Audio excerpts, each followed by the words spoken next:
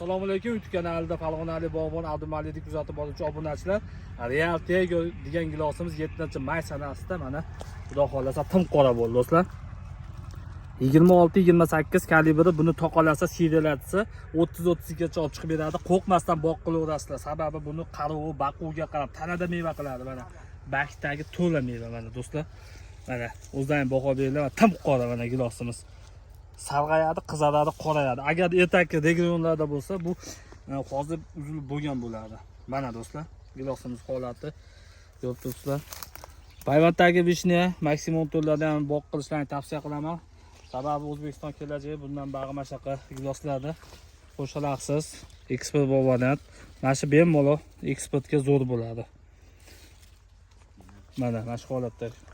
Daraxtimiz 4-yilda 500 sxema ekilgan. Ko'ribsizlar, holatlari zo'r. Sog' bo'lasizlar, Falg'on Ali Bog'bon kanalini kuzatishda davom etinglar. Kunning yangilarini tashlab boramiz. Tiago qoraydi. Qoragan holati shu bo'ladi.